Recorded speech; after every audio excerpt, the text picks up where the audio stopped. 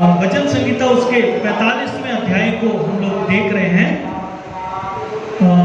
आज तीसरा हफ्ता है और मैं इसको ब्रीफ करूंगा, थोड़ा ब्रीफ करूंगा और थोड़ा आपसे पूछूंगा भी, ठीक है। कोरा वंशियों के द्वारा लिखा गया ये गीत है, ये कविता, ये पोएट्री कोरा वंशियों के द्वारा लिखी गई है। कोरा वंशी कौन लोग हैं? ये क्वायर सिंगर्स हैं, ये म्यूजिकल इंस्ट्रूमेंट्स प्लेयर हैं जो परमेश्वर की आराधना को, संगीत की आराधना को आगे लेके जाते हैं, राइट। और इनकी स्थापना, इनको रखा गया, इनके अपॉइंट किया गया है किंग डेविड के द्वारा, राजा दाऊद के समय में इनको अपॉइंट किया गया है।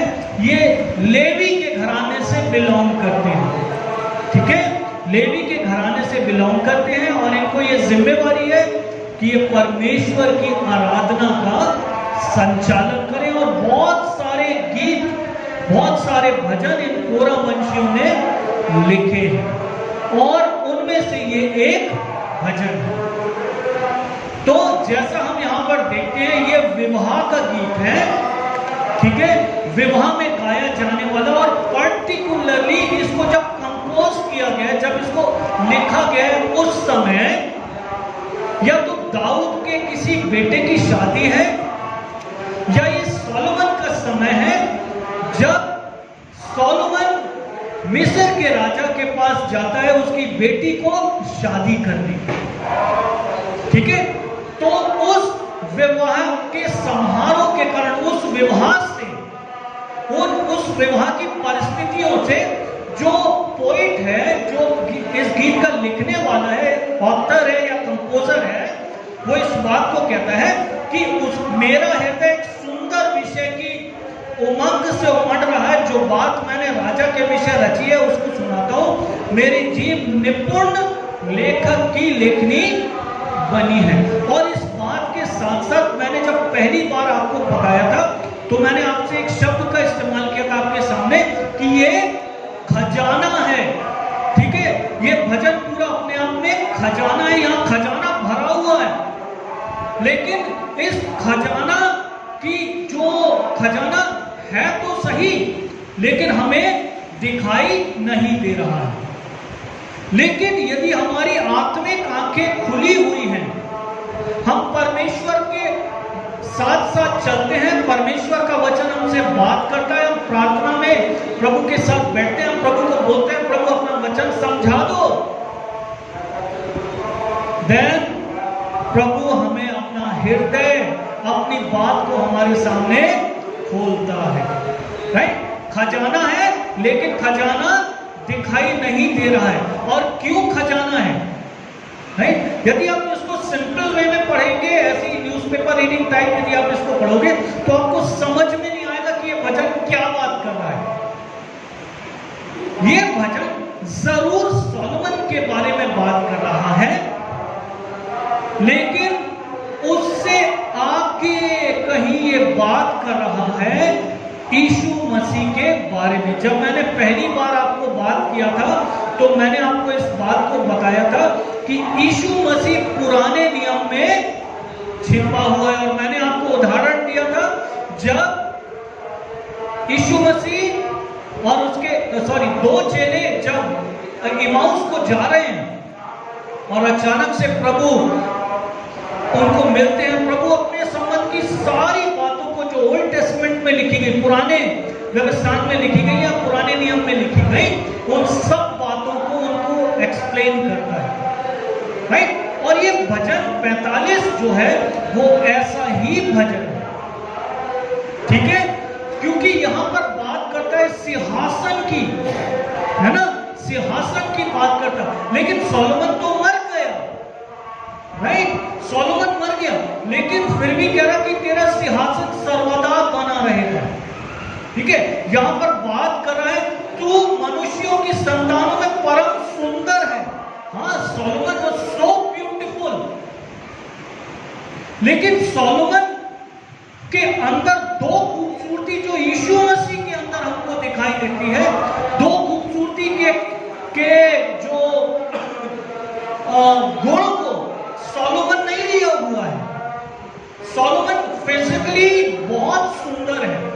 सोलोमन। और यदि आपको इसको समझना है तो आप श्रेष्ठ गीत की किताब को देख सकते हो, जहां पर सोलोमन की सुंदरता हमको दिखाई देती है, राइट। लेकिन यहां पर कहता है कि तू मनुष्यों की संतानों में, तू इंसानों की औलादों में परम सुंदर है, तू सबसे सुंदर है, राइट। तो कैसे ये यीशु मसीह के ऊपर लागू होता है ना। प्रकाशित वाक्य के में जब हम यीशु मसीह की खूबसूरती को देखते हैं तो हमें प्रभु यीशु मसीह की खूबसूरती, उसकी फिजिकल स्ट्रक्चर हमको वहां पर दिखाई देता है। बस पहले चैप्टर में या उसके दूसरे अध्याय में। लेकिन यीशु मसीह की खूबसूरती दो रूप में, वो फिजिकली बहुत सुंदर है और वो अंदर से जो उसका आंतरिक हृदय है वो बहुत सुंदर है। वो इतना सुंदर है कि वो हमें अट्रैक्ट कर लेता है, हमें मोहित कर लेता है। उसका प्रेम, उसका स्वभाव, उसकी माफी इतनी अट्रैक्टिव है, इतनी लुभावनी है, उसकी बातें इतनी लुभावनी है कि हमें मोहित कर लेती है। तो यहां पर लिखने वाला कहता है तू मनुष्यों की संतानों में सबसे सुंदर है। उसके बाद कहता है तेरे ओंठों में अनुग्रह भरा हुआ है। जरूर है, सोलोमन ने बहुत सारे नीति वचनों को लिखा है, बहुत सारी अच्छी अच्छी बातों को लिखा, लेकिन सोलोमन ये नहीं बोलता है कि जो जल मैं तुझे पीने के लिए दूंगा तुझ में एक सत्ता उमड़ने लगे। जो रोटी मैं तुझे खाने के लिए दूंगा उस रोटी को यदि तू खा लेगा तो कभी भूखा। सोलोमन ये नहीं बोलता है कि जो भाग इस पर्टिकुलर व्यक्ति ने चुन लिया है ये इससे कभी छीना ना जाएगा। फुलफिलमेंट है ना, भरपूरी की बात सोलोमन नहीं करता। भरपूरी की बात यदि कोई करता है तो वो यीशु मसीह करता है। इसलिए वो कहता है कि तेरे होठों में परमेश्वर का अनुग्रह है, इसलिए परमेश्वर ने तुझे सदा की आशीष दी है। इसके बाद हम देखते हैं, हे वीर तू अपनी तलवार को, जो तेरा वैभव प्रताप है, अपनी कटी पर मान। फिर यीशु मसीह के एट्रीब्यूट्स हमारे सामने आते हैं। सत्य है ना, सत्य, उसके बाद नम्र होना, धार्मिक होना, उसका महिमा में ऐश्वर्य प्रताप, राइट, ये सब बातें। और फिर पिछले हफ्ते जब हम सेकंड लास्ट वीक जब हमने देखा था तो हमने देखा था 6 पद से लेके उसके 90 वचन तक यीशु मसीह जो कि युगानुयुग का राजा है। यीशु मसीह जो युगानुयुग का राजा है। आज हम थोड़ा आगे की ओर जाएंगे 10वें वचन से आगे। पिछले हफ्ते हमने 6 वचन से लेके उसके 90 वचन तक पढ़ा था, लेकिन आज हम 10वें वचन की ओर जाएंगे। 10, 11, 12, ठीक है, सब लोग साथ में पढ़ेंगे। हे राजकुमारी सुन और कान लगाकर ध्यान दे, अपने लोगों और अपने पिता के घर को भूल जा, और राजा तेरे रूप की चाह करेगा, क्योंकि वो तो तेरा प्रभु है, तू उसे। मैंने आपको बताया था बार बार, प्रभु, पति, राइट, ये सब एक ही पर्यायवाची शब्द है। और शादी हो चुकी है, ठीक है, शादी हो चुकी, लेकिन जो पत्नी है वो बात बात पर अपने बाप के घर को याद करती है, भूल नहीं पा रही है बाप के घर को। घड़ी घड़ी बात बात पर अपने घर को याद करना, घर की आदतें, घर के व्यवहार, जिसके कारण पति का हृदय दुखी होता है, पति का हृदय रोता है, क्योंकि पत्नी को जो पति को जो कंसर्ट चाहिए अपनी पत्नी से, वो कंसर्ट उसको मिल नहीं पा रहा है। पत्नी पूरी तरह से डिस्ट्रैक्ट है, खोई हुई है, और इसलिए क्योंकि कुछ कॉन्फ्लिक्ट आ गया है दोनों के बीच में, पति पत्नी में ठीक से बात नहीं हो पा रही है, और जो पत्नी है उसकी कुछ सखियां हैं, उसकी सेवा करने वाली कुछ महिलाएं हैं, वो उसको सलाह दे रही हैं। और सलाह क्या है? हे राजकुमारी सुन और कान लगाकर ध्यान दे, अपने पिता के घर को, राइट? मैंने आपको पहले बताया, पति मतलब यीशु मसीह, दुल्हन मतलब या पत्नी मतलब कलीसिया, पति मतलब परमेश्वर, दुल्हन मतलब इस्राएल, सेम सिंबॉलिक है, ठीक है? और इस्राएलियों का नेचर क्या है? बार बार क्या बोलते हैं?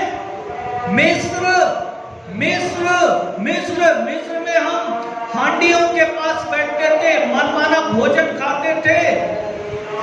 मिस्र की आदतें बात बात पर, खरबूजे तरबूज, वो परमेश्वर की सामर्थ को, उसके अद्भुत कामों को कैसे परमेश्वर उनको लेकर आ गया है, डिलीवर किया परमेश्वर ने, कैसी बड़ी डिलीवरेंस दी है, कैसे प्रॉमिस लैंड को लेके आया है, वो याद नहीं करते। वो क्या याद करते हैं? बाप के घर को, राइट? पतरस एक बहुत अच्छी बात कहता है, तुम्हारा निकम्मा चाल चलन जो तुम्हारे बाप दादों से चला आता है।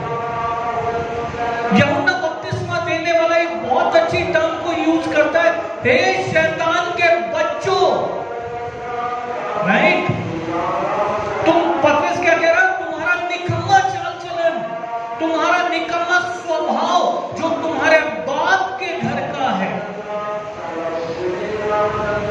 यहां पर परमेश्वर का वचन, जब हम भजन संगीता उसका 45 अध्याय का 10वां वचन सुन रहे हैं, कि पढ़ रहे हैं, तो वहां क्या कहता है? अपने लोगों और अपने पिता के घर को भूल जाओ। Somehow ब्राइड या ये जो वाइफ है ये भूल नहीं पा रही है, लेकिन भूलने की एक आशीष है, भूलने की एक आशीष है। भूलने की आशीष क्या है? परमेश्वर का वचन कहता है, यदि तू अपने बाप के घर को भूल जाएगी तो क्या होगा? क्या अद्भुत बात होगी? राजा तेरे रूप की चाह करेगा, right? Your king will please to you. राजा का हृदय आनंदित हो जाएगा। एक एग्जाम्पल दो, एस्तर का, राइट? एस्तर से पहले एक रानी है वष्टी, जिसकी गलती के कारण राजा किंग ज़र्ज़ेक्स ने, राजा शरियस ने उसको उसके स्थान से हटा दिया है, और एक बड़ा चुनाव होता है, उसमें एस्तर रानी बनकर हमारे सामने आती है, और कुछ तो गड़बड़ चल रहा है जो कि हामान के द्वारा प्लॉटिंग किया गया है, और रानी चाहती है, एस्तर रानी चाहती है अपनी बात को, अपने हृदय के दर्द को, अपने हृदय के दर्द को राजा के सामने उंडेल दे, लेकिन वो ऐसा कर नहीं सकती।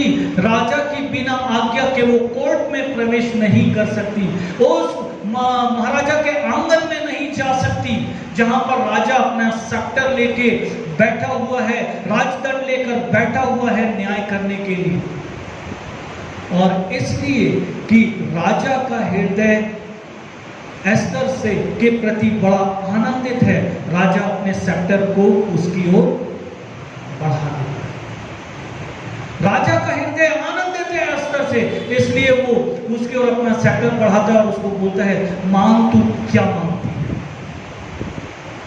परमेश्वर का वचन यहां पर हमको इस बात को कह रहा है, अपने लोगों और अपने पिता के घर को भूल जा और राजा तेरे मुख की चाह करेगा।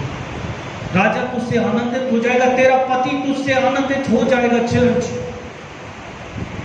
यदि तू तेरा निकम्मा चाल चलन जो तेरे बाप दादों से चला आता है, शैतान की जिसको जो हमारा बाप है ना, जो हमारा पिता है, जो शैतान का स्वभाव हमारे अंदर है, शैतान के घर का स्वभाव जो हमारे अंदर है, यदि वो सब कुछ को भूल कर यदि कलीसिया प्रभु के पास आएगी तो प्रभु कलीसिया से आनंदित। एक बहुत अच्छे इलस्ट्रेशन की ओर आपको लेके जाऊंगा। उत्पत्ति की किताब उसका 12वां अध्याय,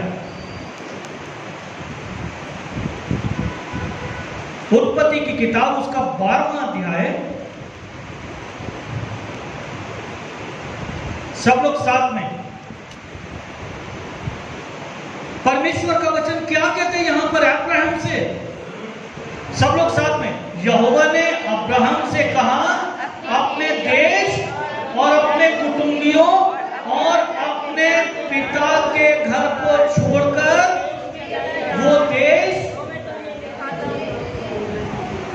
हाँ, परमेश्वर का वचन क्या कह रहा है? अपने देश और अपने कुटुंबियों और अपने पिता के घर को छोड़कर, सबको छोड़कर, उसकी यादें वहां बसती हैं, उसका बचपना वहां पर है, उसके अपने दोस्त लोग वहां पर हैं जिनके साथ वो बढ़ा है, उसकी मां की लोरियां, उसके मां का संगीत, उसके मां का उसको प्यार से बुलाना, वो सब बातें उस घर में हैं। लेकिन परमेश्वर कहता है, अब्राहम अपने घर को, अपने देश, अपने कुटुंबियों और अपने पिता के घर को छोड़कर उस देश को चला जा जो मैं तुझे दिखाऊंगा। अब्राहम का आज्ञाकारी होना परमेश्वर देखना चाहता। क्या ये छोड़ने के लिए तैयार है? परमेश्वर कहता वो सब छोड़।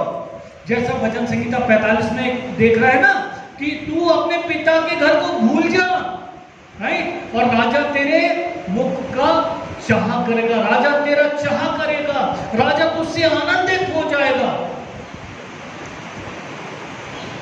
अब्राहमिक कवेनेंट में बात क्या आती है? तुझे तेरा देश, तेरे लोग, तेरी भाषा, सब कुछ छोड़ना है। और उसके बाद परमेश्वर क्या कर रहा है? अब्राहम के साथ प्रतिज्ञा। प्रतिज्ञा क्या है? और मैं तुझसे एक बड़ी जाति बनाऊंगा और तुझे आशीष दूंगा और तेरा नाम महान करूंगा और तू आशीष का मूल होगा। जो तुझे आशीष दे उन्हें मैं आशीष दूंगा और जो तुझे कोसे उसे मैं शाप दूंगा और भूमंडल के सारे कुल तेरे द्वारा आशीषित होंगे। आज्ञा मानना, परमेश्वर का वचन हमको इस बात को सिखाता है। आशीष आएगी, राइट? आज्ञा मानना महत्वपूर्ण है। पिता के घर को भूलना, जो पुराना नेचर है, जो पुराना स्वभाव है, उसको भूलकर नए जीवन की चाह करना। आगे एक और बात है, उत्पत्ति की किताब उसका 17वां अध्याय, परमेश्वर का वचन क्या कहता है? पहले वचन से, उत्पत्ति 17 चैप्टर 17, जब अब्राहम 99 वर्ष का हो गया और यहोवा ने उसको दर्शन देकर, मैं सर्वशक्तिमान ईश्वर हूं, मेरी उपस्थिति में चल और सिर होता जा, मैं तेरे साथ वाचा बांधूंगा और तेरे वंश को बढ़ाऊंगा। परमेश्वर क्या चाह रहा है अब्राहम से? परमेश्वर चाह रहा है अब्राहम परमेश्वर को, परमेश्वर जो एल शद्दाई गॉड है, सर्वशक्तिमान परमेश्वर है, उसको समझे। 99 वर्ष का हो गया अब्राहम, इतने साल से परमेश्वर के साथ साथ चल रहा, लेकिन परमेश्वर को समझ नहीं पाया। कारण क्या था आपको मालूम है? परमेश्वर ने कहा था लूत को अपने सारे घराने को छोड़कर तू, लेकिन किसको लेके आया साथ में? लूत को साथ में लेके। परमेश्वर ने नहीं कहा था लूत को लेके आने के लिए। लेकिन लूत को भी साथ में लेकर आया। परमेश्वर के तरीकों को, परमेश्वर के काम करने के तरीकों को अब्राहम समझ नहीं पाया। और आज जब 99 वर्ष का है, परमेश्वर बातचीत कर रहा है अब्राहम से। परमेश्वर कहता है मैं सर्वशक्तिमान ईश्वर हूं, मेरी उपस्थिति में चल और सिद्ध हो। अभी भी सिद्धता की जरूरत है अब्राहम, मेरी उपस्थिति में चल। मत याद कर बाप के घर को, मत याद कर हरान को, मत मान कर, मेरी उपस्थिति में चल और सिद्ध हो। और प्राइस क्या है? परमेश्वर का वचन कहता है मैं तेरे साथ एक कमिटमेंट करता हूं, मैं तुझे वाचा देता हूं, मैं तेरे साथ वाचा बांधता हूं, मैं तेरे साथ एक ट्रीटी साइन करता हूं अब्राहम। और क्या है? मैं तेरे वंश को अत्यंत, औलाद नहीं है अभी, राइट?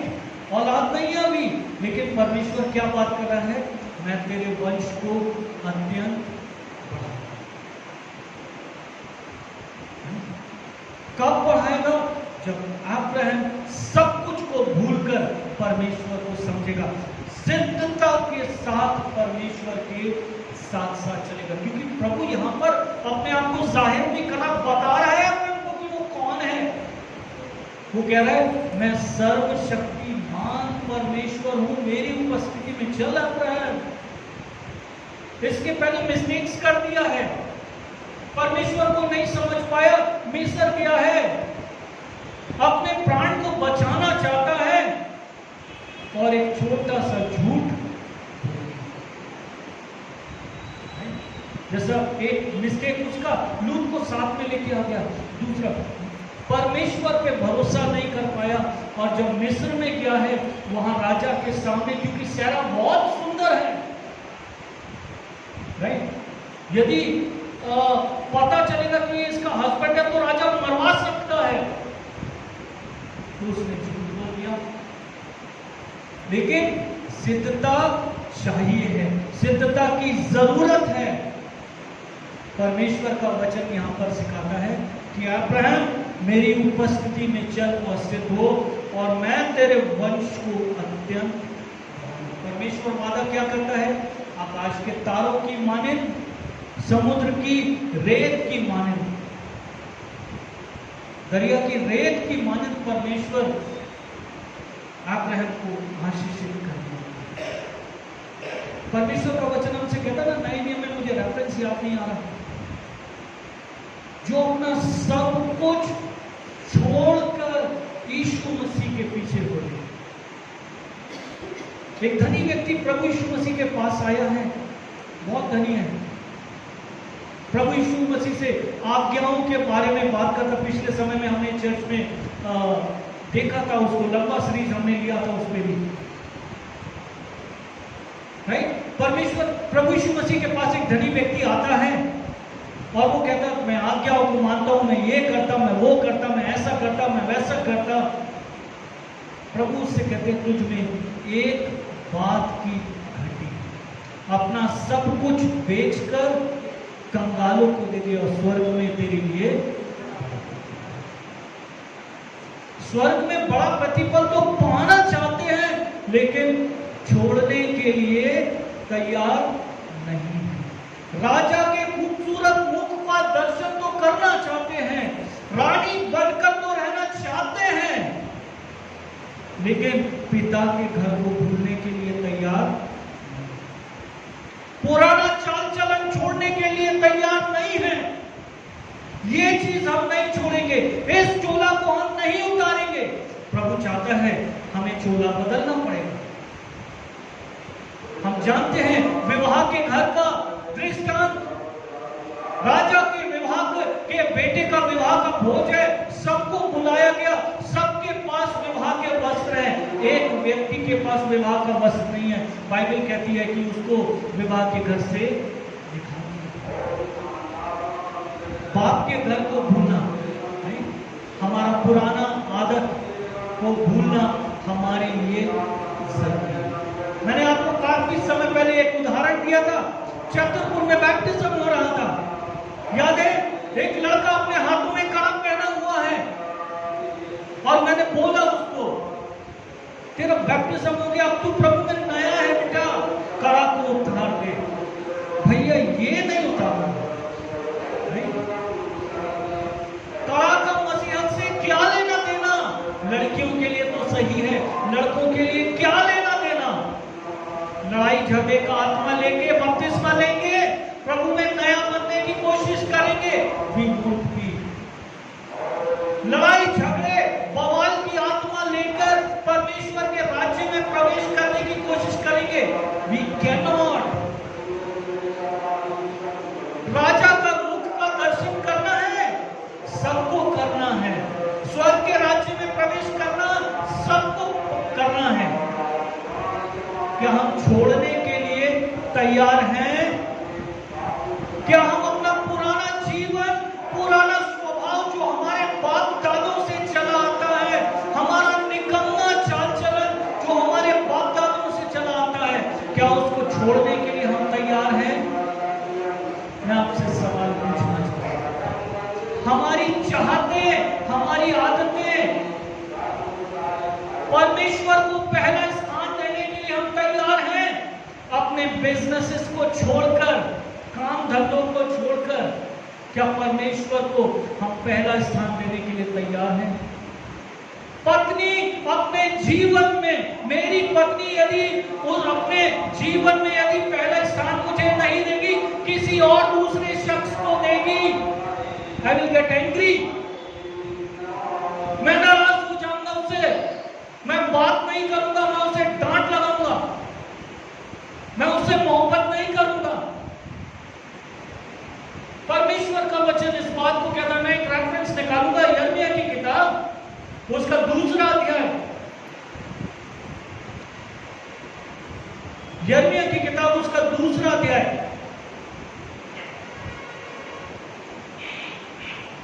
उसका 2nd वर्स, यिर्मयाह चैप्टर 2 वर्स 2, जा और यरूशलेम में पुकार कर ये सुना दे, यहोवा ये कहता है, तेरी जवानी का इसमें और तेरे विवाह के समय का पेड़ मुझे स्मरण आता है। तू कैसे जंगल में मेरे पीछे पीछे चली, जहां भूमि ज्योति बोई ना गई थी। परमेश्वर के साथ विश्वासियों की थी। अब क्या हो गया है जो परमेश्वर का ऐसा वचन आ रहा है? इसके आगे 4th वर्स, परमेश्वर का वचन क्या कहता है? हे याकूब के घराने, हे इस्राएल के घराने, कुलों के लोगों, यहोवा का वचन सुनो। यहोवा यूं कहता है, तुम्हारे पुरखाओं ने मुझ में कौन सी कुटिलता पाई कि मुझसे दूर हट गए और निकम्मी वस्तुओं के पीछे होकर स्वयं निकम्मे हो गए। क्यों ये निकम्मा स्वभाव तुम्हारे अंदर आ गया है? क्यों ये अविश्वासियों की तरफ तुम्हारे अंदर आ गई है? क्यों ये बात तुम्हारे अंदर आ गई है कि तुम बार बार बार बार मिस्र को याद करते हो, अपनी उन हैबिट्स में बार बार चले जाते हो, है ना? जजिस में हम देख रहे थे, इजरायलियों ने पाप किया, उन्होंने पश्चाताप किया, परमेश्वर ने एक न्याय को खड़ा किया, उन्हें रेस्टोर किया, और फिर इजरायलियों ने पाप किया। Keep on sinning, tendency of sinning, आदत है पाप करने की, स्वभाव है पाप करने का, ढिठाई का पाप, ढिठाई की आदतें जो मिस्र की हैं। अच्छा लगता है, निकल कर चले आ रहे हैं और जैसे ही लाल सागर के शोर पे उसके तट पर आए और मूसा को गालियां देना शुरू हो गए। ज्यादा दिन नहीं हुआ, परमेश्वर की सामत को देखा है, अभी पहलौठे मारे गए हैं, जानवर मारे गए हैं, राइट? मेढक आ गए हैं, नील नदी का पानी लहू हो गया है, पीने के लिए पानी नहीं रहा। कहां का? मिस्र का, गोशेन का नहीं। लेकिन फिर भी परमेश्वर को अंडर एस्टिमेट कर रहे हैं और लाल सागर के तट पे आके परमेश्वर को गाली दे रहे हैं, बक रहे हैं मूसा को। परमेश्वर का वचन हमको यहां पर सिखाता है, पूछता है, तुमने मुझ में कौन सी ऐसी कुटिलता पाई कि मुझसे दूर हट गए? क्यों तुम मुझसे अविश्वासी हो गए? क्यों तुमने मेरे साथ विश्वासघात किया? मैं आपसे कह रहा था, मेरी बीवी यदि मेरे साथ अविश्वासी हो जाए, मैं उससे दोबारा प्यार करने में 10 बार सोचूंगा। आप में से किसी का पति अविश्वासी हो जाए, आप 10 बार उसके साथ संबंध रखने के लिए, उससे वो वैसा ही प्यार रखने के लिए 10 बार आप सोचोगे,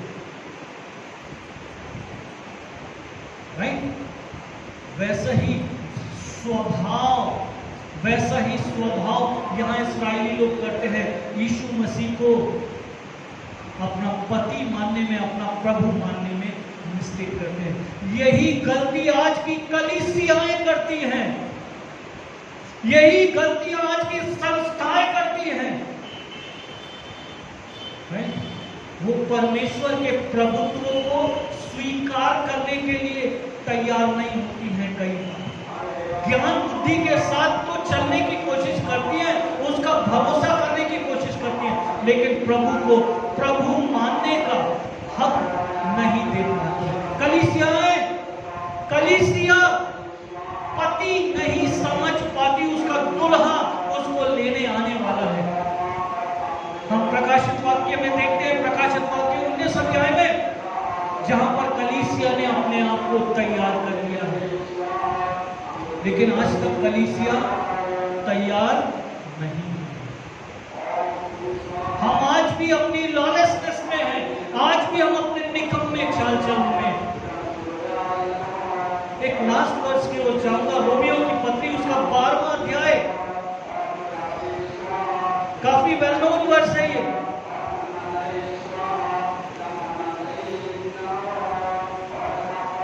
इसलिए हे भाइयों, मैं तुमसे परमेश्वर की दया स्मरण दिलाकर विनती करता हूं कि अपने शरीरों को जीवित, पवित्र और परमेश्वर को भावता हुआ बलिदान करके, that is the pleasing aroma to the Lord, ये परमेश्वर के लिए सुखदायक सुगंध के रूप में चढ़ाया हुआ एक बलिदान है।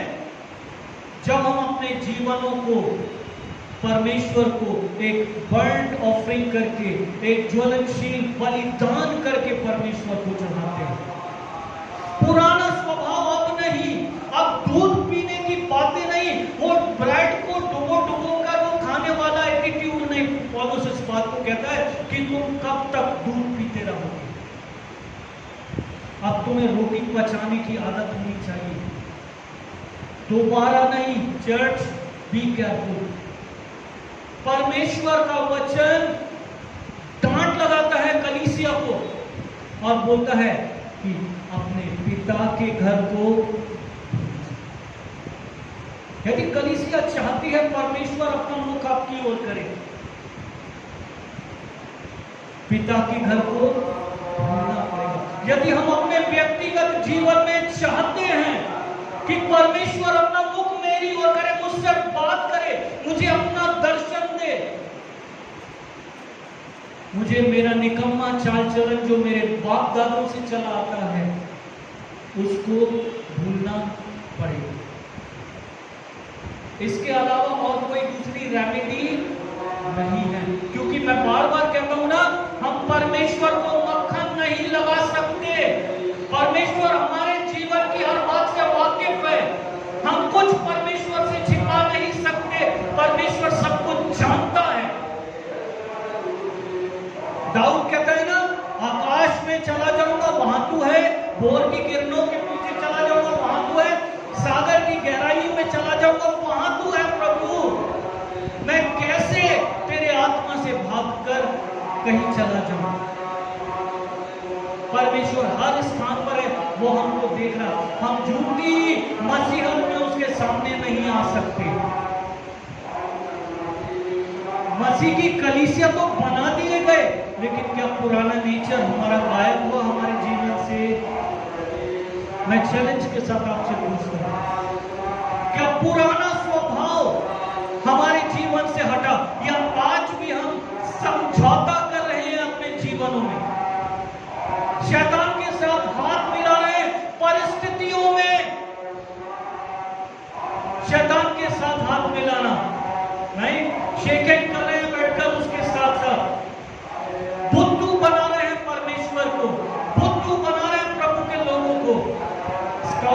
Doing this church. Judgement is about to come. परमेश्वर का न्याय हमारे लिए आने वाला है। इससे पहले कि किंग सर्सेक्स की माफिक जैसे रानी वष्टी उसके हृदय से वो उतार डाली गई, इससे पहले कि हम परमेश्वर के हृदय से, कलीसिया अपने पति के हृदय से इससे पहले उतार डाली जाए, कलीसिया के लिए जरूरी है कि वो अपने पुराने जो बाप के घर का जो स्वभाव है उसको भूलें।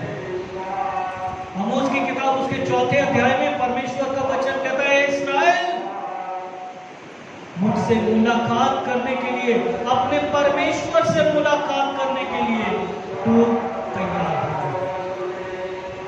चर्च अपने परमेश्वर से मुलाकात करने के लिए तैयार हो। पिछली दूरी फूकी जाएगी, थोड़ी देर में दूल्हे के आने का शब्द सुनाई देगा, हलचल होगी, दूल्हे के आने का, दूल्हा आ रहा है, दूल्हा आ रहा है, थोड़ी देर में हलचल होगी। Church needs to be ready. ऐसा ना हो उसी समय बैठे हुए हैं लिपस्टिक पोतने के लिए, उसी समय बैठे हुए हैं पूरा फेशियल वगैरह कराने के लिए, उसी समय बैठे हैं पूरा वेल को कवर करने के लिए, और वो ढूंढान हो रही है, वो कहाँ चला गया, मेरा ये नहीं मिल रहा, क्या करो, बुके नहीं मिल रहा है, इतना सुंदर बुके पापा लेके आए थे, वो मिल नहीं रहा, कहीं खो गया है, कहाँ गहने खो गए। राइट, दूल्हे के आने का शब्द हो चुका है। चर्च, दूल्हा आने वाला है, और यदि दुल्हन ने अपने आप को तैयार नहीं किया है, वो विवाह के घर से दूल्हे के साथ नहीं जाने वाली। जरूर है, बात करते हैं उन 7 कुआरियों के बारे में जिनके पास ऑयल था, 7 थी जिनके पास नहीं था, ठीक है, I am not talking about it. मैं बात कर रहा हूँ ब्राइड ने अपने आप को क्या तैयार किया हुआ है। मसीह की दुल्हन ने मसीह को जो हमारा दूल्हा है, कलीसिया का दूल्हा है, क्या उसने अपने आप को तैयार कर लिया है? क्या जब वो आएगा कलीसिया के अस्तित्व को देखकर वो उसके मुख की चाह करेगा? क्या नौगांव की कलीसिया के मुख को देखकर वो प्लीज हो जाएगा, उसका हृदय आनंद से उमड़ पड़ेगा, उसकी मोहब्बत नौगांव की कलीसिया के लिए उमड़ पड़ेगी? क्या उमड़ेगी? परमेश्वर का हृदय उमड़ेगा हमारे प्रति जब वो आएगा, जब वो अपने बेटे के साथ उसके विवाह में आएगा, क्या उसका हृदय उमड़ेगा नौगांव की कलीसिया को देखकर?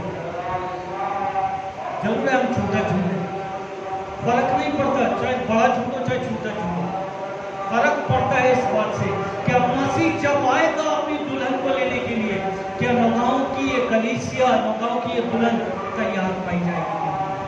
आइए प्रार्थना करें। महान और दयालु प्रभु,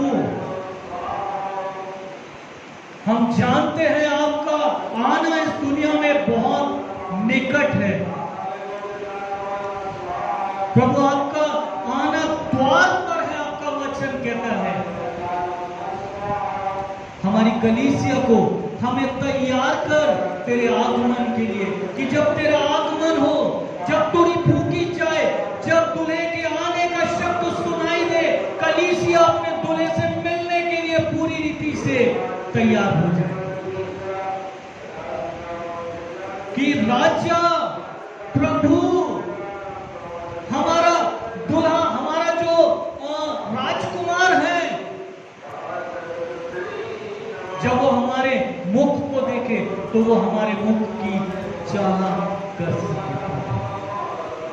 हमारे गारमेंट में किसी भी प्रकार का कोई भी दाग ना हो, हमारी स्किन पर किसी भी प्रकार का कोई दाग ना हो प्रभु।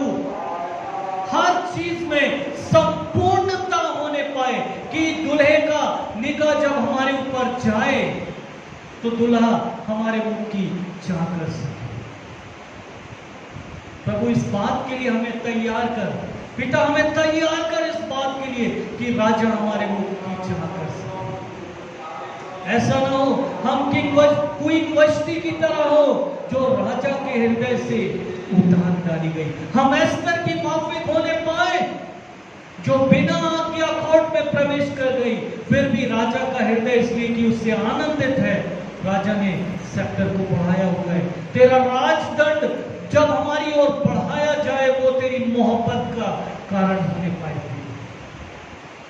हमारी सारी अशुद्ध विवेक, सारी अशुद्धता जो हमें दुल्हन बनने से रोकता है, वो सब बातें दूर करके प्रभु आप हमें हमारे आत्मिक स्वभाव में नया बनाएं।